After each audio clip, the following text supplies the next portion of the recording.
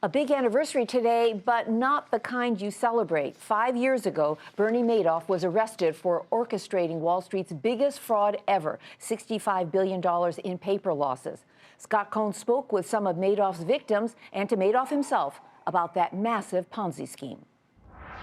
We really lost everything except the home we're living in now. Now in their 70s, Stephanie Halio and her husband have had to go back to work, operating a small limo service.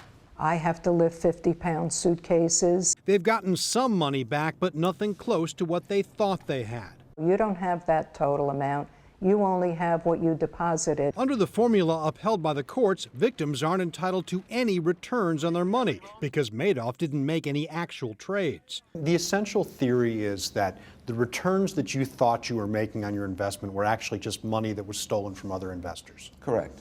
Madoff trustee Irving Picard and his counsel David Sheehan are responsible for rounding up and distributing the money. We understand that people thought they were making money and that's what they were getting paid. I'm sure if you asked the people who got more than their own money back, got other money from other people that they thought were profits, that they thought the others who didn't get their money back should get their money back, I'm sure they would agree they should. Picard and his team have recovered more than $9.5 billion out of $17 billion in actual losses, and they're optimistic they'll recover everything.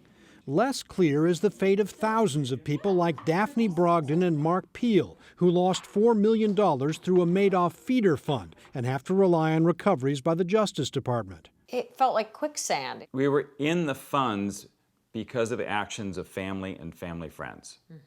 And there's a certain level of trust there that is violated. SIPC was supposed to protect us. The SEC was supposed to protect us.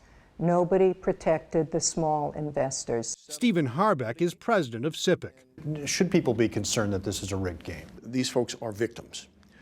But the fact of the matter is that if you allow the measure of what is owed to people to be used by the last imaginary statement that Bernard Madoff pulled out of thin air, then you're letting the thief determine who wins and who loses. The thief, Bernie Madoff, is now 75, living out his life at a medium-security federal prison in North Carolina. He allowed us to visit earlier this year, and while he insisted the conversation be off the record, he appeared relaxed and confident, much different from his infamous court appearances in 2009. Madoff has claimed he's been instrumental in recovering money for his victims, which trustee Irving Picard says is just another Madoff fraud. Scott Cohn, Nightly Business Report.